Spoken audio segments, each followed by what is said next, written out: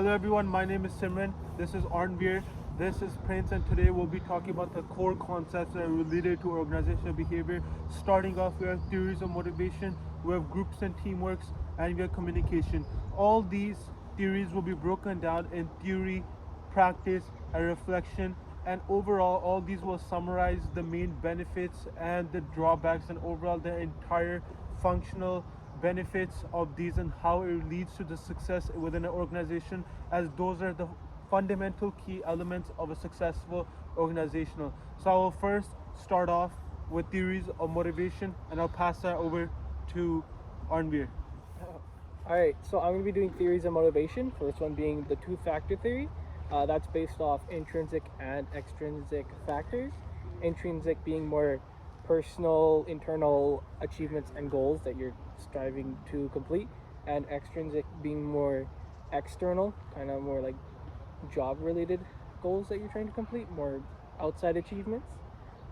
And after that, I have expectancy theory that I will be talking about, and that's where you are kind of looking to get a reward or a bonus for the work you've done. And I relate to that because at my job, I was once called in kind of without notice, and I got double pay for that. So that was more like I was expecting something more since I was working kind of when I was not supposed to. So that's that. And then after that, I have the reinforcement theory, and I agree with that theory as well, since I relate to it pretty well too. So for that, it's basically your environment, how your environment works with your work schedule, right? So if you're going to work, right, on this day, you might be working alone, so that's kind of gonna go like whatever. But when you do it with friends and whatnot, or other people, and you have company, that environment might help you work better, kind of motivate you a bit more. I've had that happen where when I'm working alone, I'll just be listening to podcasts, but when I'm working with others, we talk, and time goes by, we get the job done. And that's how I relate to reinforcement theory, and that's something I agree with. Hello everyone, my part is groups and teamworks, and starting off, I just want to say that this part is very important in a teamwork, as this is the main core element of organizations as you're working with other individuals. Starting off, we have groups which are two or more people getting together to work something, and this can be short term, and this can be very small, and you do have a common goal, but it's not as highly as anticipated or big as teams. And a practical example, this can be daily tasks at KPU in our class, where you just go back, three people, and we have a simple discussion, group teamwork, get something done. Someone probably may do the more work. It's at the individual level of doing work. Teams, on the other hand, is a long-term, more coordinated unit of working, and higher organizations are actually moving more towards teams, as they're very productive. Motivation is higher, as both every individual is playing their part to share the entire performance of the community, so, or the organization you're in, depends on which setting you are. So it's not like individual work like groups, it is teamwork where everyone plays their own part, and it's all in the success of a team, and there's higher productivity. You're working along with everyone else, and it's way different. Next up, another core concept of this is social loafing and a common plan and a purpose. Common plan and a purpose is very important, as it's basically you're getting off a dock and you're going somewhere, but you don't have a direction. Organizations are very professional, and they have a common plan and a purpose of what they're doing. And a practical example of a common plan and purpose can be with our organizational report, as how we made a Genshin chart. We wrote down all the dates when everything is done. As we're recording today, this was the exact time we wanted to record. Everything's going along, and our direction of how we're going to handle everything. And we basically are controlling our own success, and then eliminating variables as we have a plan or direction. It is very important, as you can identify what you're doing, you're setting goals, and basically it's your strategy plan, and it's very motivational, as everyone actually knows what they're doing. And something different is that if this starts to slack off a little and organizations don't have this, we start getting to the range of social loafing. So in theory, social loafing is when individuals within a group setting don't feel that their contribution is enough for the entire group. And a simple practical example of this can be, a couple of days ago, I was in my other class at consumer behavior business class, and there was a very tech savvy classmate, and a lot of people, two people in our group just want to back off because they feel like if they did anything, they don't want to get called out, or during the research part, they feel like their contribution is not enough. And this can be at a higher scale too. This could be with basketball teams too. For example, you're playing any sports and you're slacking off because you feel like you're not contributing to the team. That actually puts more pressure to the other teams because they have to compensate for the work you did not put in the effort. So it's very important to link the both together, as common plan and purpose is very important, as if that is not done correctly, then the execution, like the lack of execution, can lead to social loafing, which is not good for organizations.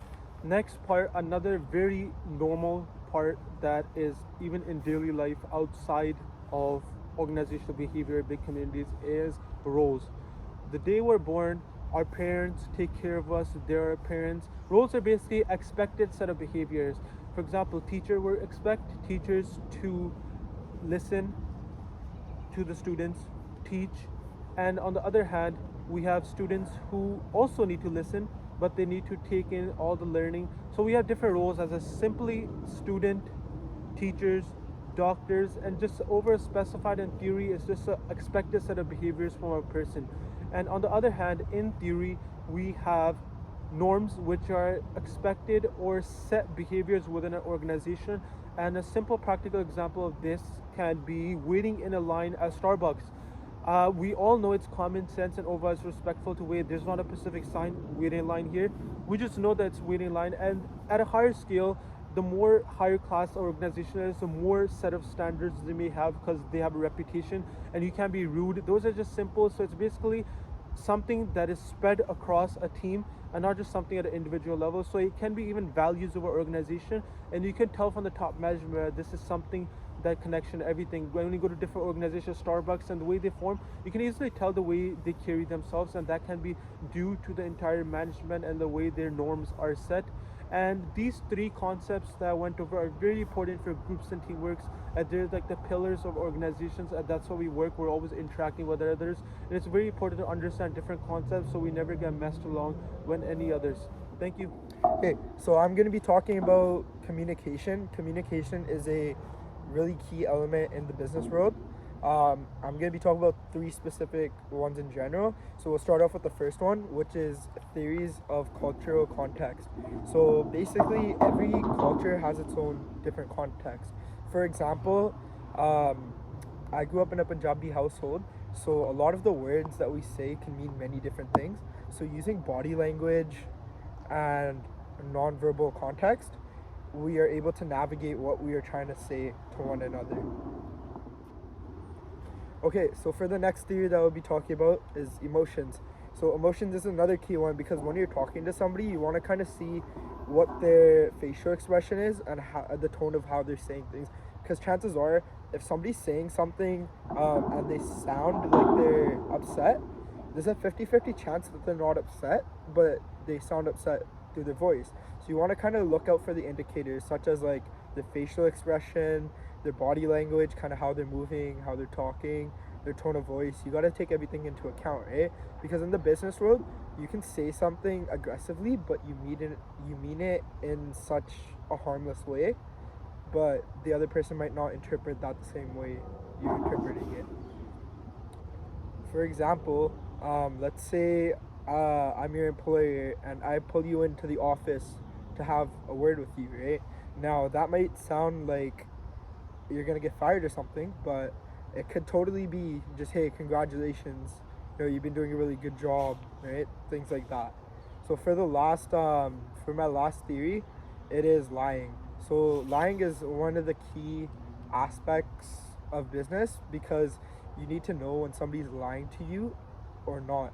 Essentially, if somebody's lying to you, you want to know how, like, to what degree they're lying about.